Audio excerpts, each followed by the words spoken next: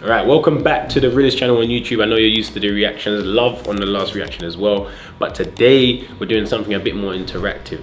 I want to tell you, or teach you guys 3 ways to defend yourself in a street fight using some boxing techniques and techniques that I've learned along the way throughout my long 20-year career that can also work in a street fight. So that's what we're gonna go through today. First of all, I don't recommend anyone fights. Disclaimer. I don't recommend anyone fights on the roads and says Viddal taught me, because this is not what I'm telling you. I'm telling you for self-defense, confidence, and hopefully anyone that's a victim of bullying or anything like that, they can watch this video and say, this is how I'm gonna de-escalate a situation, keep distance from the person in the situation, and launch a one attack if absolutely necessary. So that's what we're gonna do today. We're obviously in the home, West Ham Boxing Club.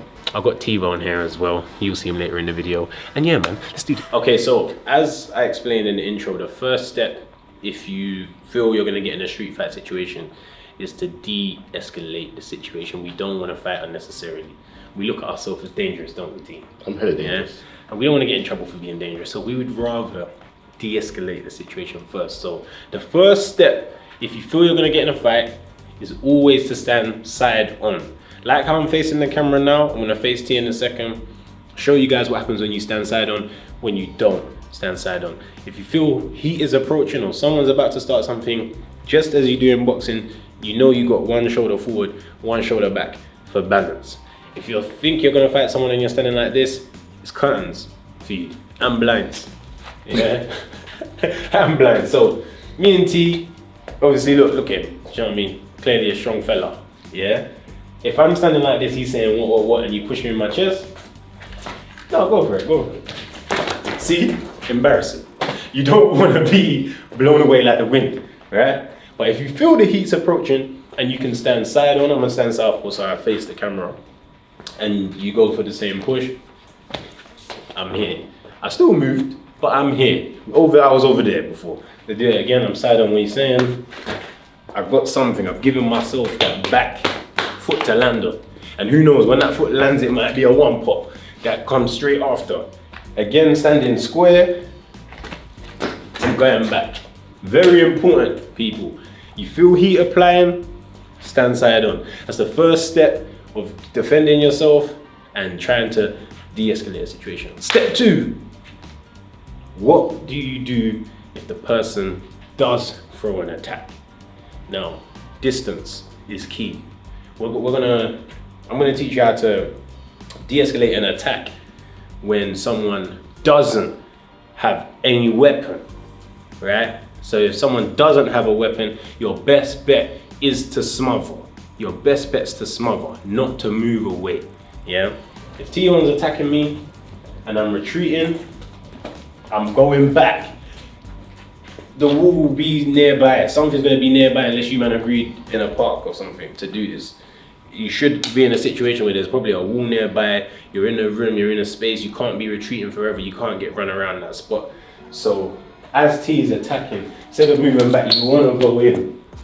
Because from here, I know he could throw me, but at the same time, I've stopped the incoming punches approaching. If someone does have something they're swinging at you, then if you're standing side on, like what you should be doing when you feel the heat, if you swing something at me, switch the leg backwards. Very simple, looks complicated, but very simple. So you got something, you're about to swing that, step back, look at the space created. Very simple in the footwork. So if you're standing side on as your starting position, step 2 comes where he comes in, you should be able to adjust your feet and get out of the way, yeah? This is just a couple things I'm trying to show the people. If you do need to strike, straight punches are your best bet. Straight punches keep distance, straight punches can be repeated a lot quicker. Straight punches are the way. The same way in boxing, you wanna keep someone away from you, you use your jab. It wouldn't be any different.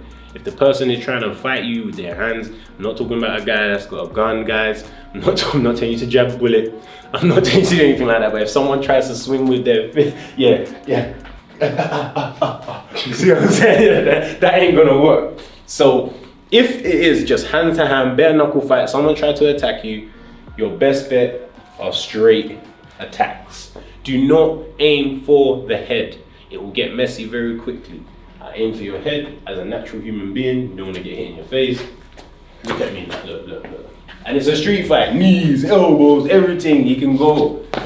Aim for the biggest target area when, if you need to throw your strike, aim for the biggest area available. Try and give yourself something, keep it going, and shift your feet. That's the only thing I would say if you was gonna throw a strike. Now, I'm gonna show you an example. We're gonna put it all together.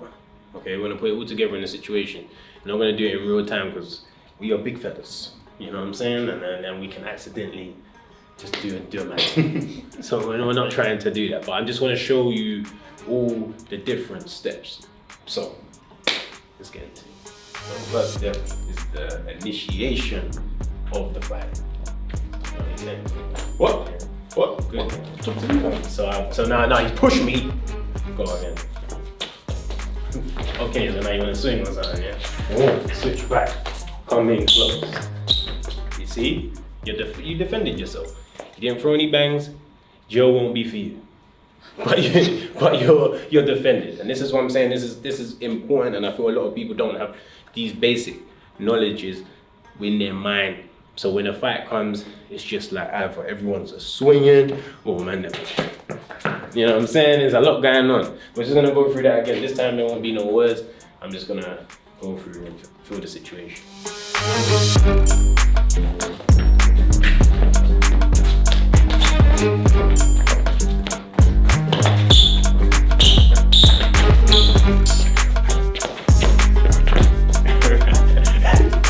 So that is a potential situation that can happen if you remain calm, keep your distance, keep a long range punch in contact with the person's body.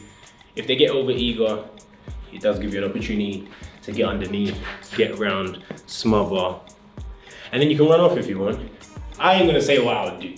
I ain't gonna be held bang to rats right now.